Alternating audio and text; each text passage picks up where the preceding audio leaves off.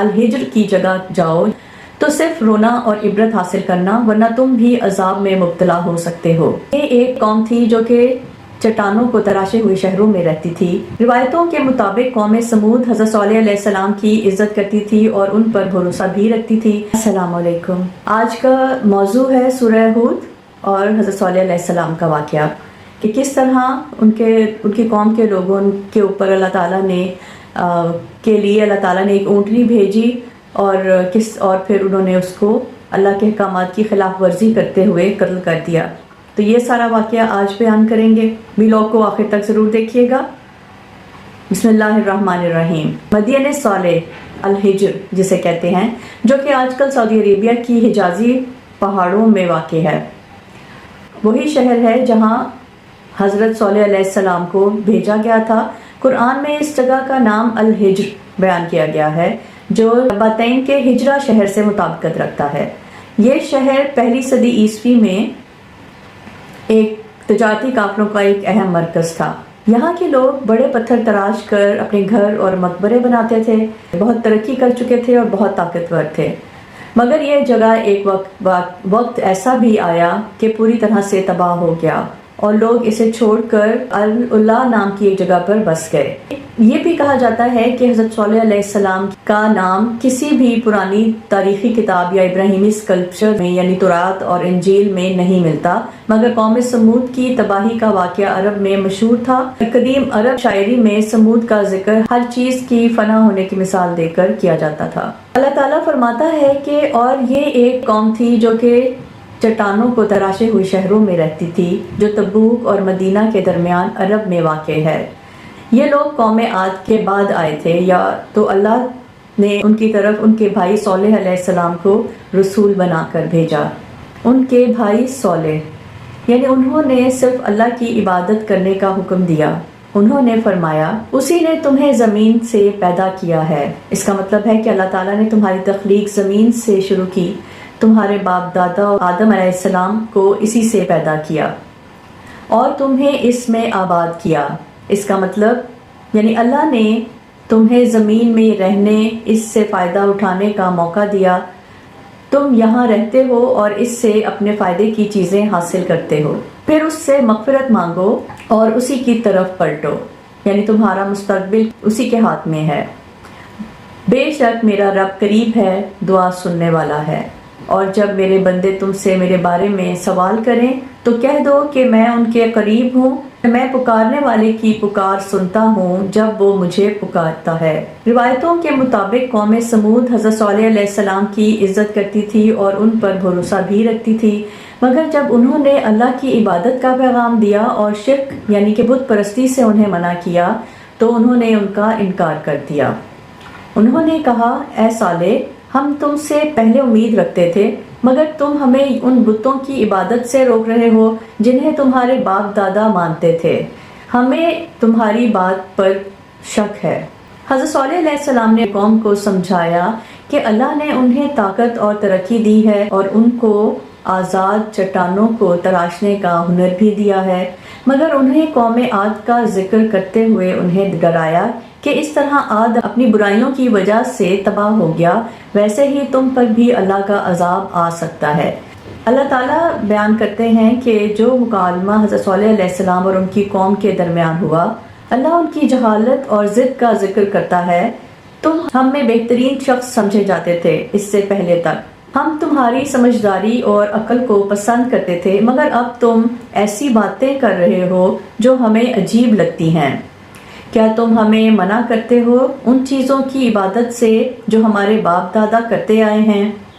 یہ کہہ رہے تھے، ہم اپنے آباء و اجداد کے طریقے پر ہیں اور تم ہمیں اس سے روکتے ہو، اور ہم تو اس بات میں سخت شک میں ہیں جس میں تم ہمیں بلا رہے ہو۔ یہ ان کے شک اور ان کی بے یقینی کو ظاہر کرتا ہے۔ حضرت صالح علیہ السلام نے فرمایا، میری قوم بتاؤ، اگر میں اپنے رب کی طرف سے روشن دلیل پر ہوں۔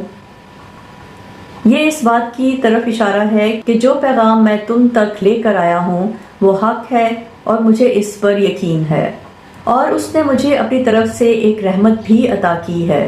اللہ نے مجھ پر اپنی رحمت نازل کی ہے اور مجھے نبوت بخشی ہے۔ تو اگر میں اس کی نافرمانی کروں تو کون ہے جو مجھے اللہ سے بچا سکے؟ اگر میں تمہاری بات مان کر اللہ کی نافرمانی کروں تو مجھے اللہ کے عذاب سے کون بچا سکتا ہے؟ اور تم مجھے صرف نقصان ہی پہنچانے والے ہو۔ کچھ لوگ حضرت صالح علیہ السلام کی بات مان گئے، مگر قوم کے سرداروں نے ان کا انکار کر دیا اور کہا کہ اگر تم واقعی اللہ کے نبی ہو تو ایک معجزہ دکھاؤ۔ صالح علیہ السلام نے اللہ سے دعا کی۔ اللہ نے حضرت صالح علیہ السلام کی دعا قبول کی اور ایک بڑی اونٹنی سمود کے لوگوں کو دی۔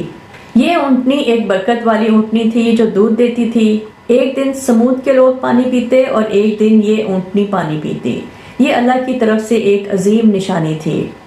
مسلم علماء کی اور تاریخی روایات میں ناقۃ اللہ کی اونٹنی کا معجزہ تفصیلات سے بیان ہوا ہے۔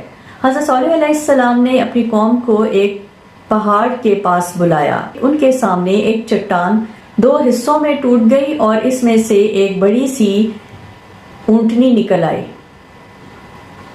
یہ اونٹنی دودھ دیتی تھی جو ہر روز پورے گاؤں کے لوگوں کے لیے کافی ہوتا تھا۔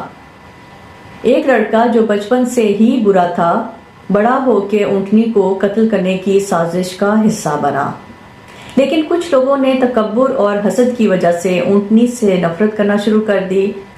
ایک وقت ایسا آیا کہ ایک برے شخص نے 9 دوستوں کے ساتھ مل کر اونٹنی کو مار ڈالا۔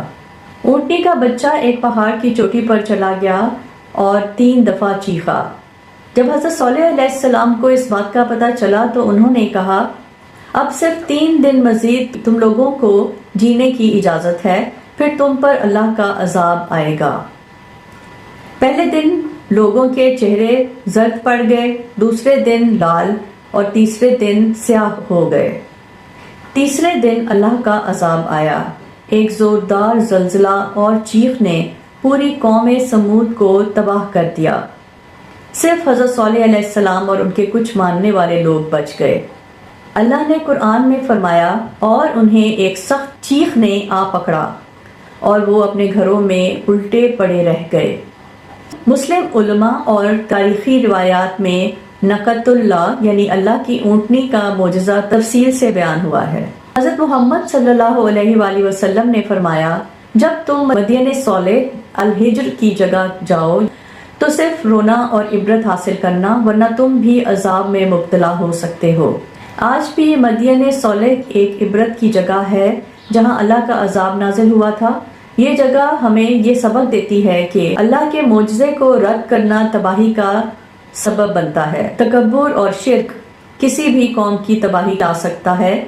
جو اللہ کا پیغام نہیں مانتا اس کا انجام برا ہوتا ہے۔ بسم اللہ الرحمن الرحیم۔ اور قوم سمود کے پاس ہم نے ان کے بھائی صالح کو پیغمبر بنا کر بھیجا۔ انہوں نے کہا، اے میری قوم، اللہ کی عبادت کرو، اس کے سوا تمہارا کوئی معبود نہیں ہے۔ اسی نے تم کو زمین سے پیدا کیا اور اس میں تمہیں آباد کیا، لہٰذا اس سے اپنے گناہوں کی معافی مانگو، پھر اس کی طرف رجوع کرو۔ یقین رکھو کہ میرا رب تم سے قریب بھی ہے، دعائیں قبول کرنے والا بھی۔ وہ کہنے لگے، اے صالح، اس سے پہلے تو تم ہمارے درمیان اس طرح رہے ہو کہ تم سے بڑی امیدیں وابستہ تھیں۔ جن بتوں کی عبادت ہمارے باپ دادا کرتے آئے ہیں، کیا تم ہمیں ان کی عبادت کرنے سے منع کرتے ہو؟ جس بات کی تم دعوت دے رہے ہو اس کے بارے میں تو ہمیں ایسا شک ہے جس نے ہمیں اضطراب میں ڈال دیا ہے۔ صالح نے کہا، اے میری قوم، ذرا مجھے یہ بتاؤ کہ اگر میں اپنے پروردگار کی طرف سے آئی ہوئی ایک روشن ہدایت پر قائم ہوں اور اس نے مجھے خاص اپنے پاس سے ایک رحمت یعنی نبوت عطا فرمائی ہے، پھر بھی اگر میں اس کی نافرمانی کروں تو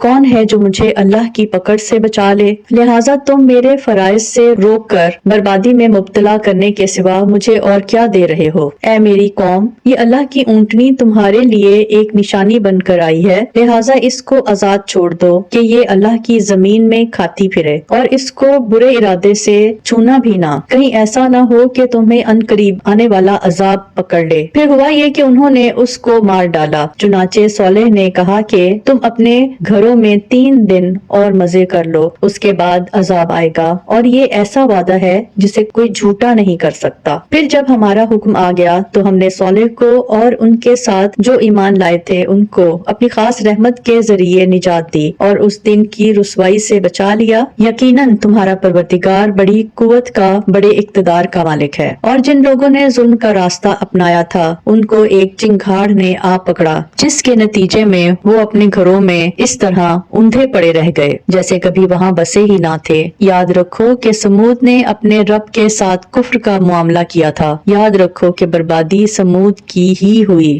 اگر یہ کہانی آپ کو پسند آئی ہے تو ہمیں کامنٹس میں ضرور بتائیں، لائک کریں، شیئر کریں اور مزید بہترین اسلامی کہانیوں کے لیے سبسکرائب کریں۔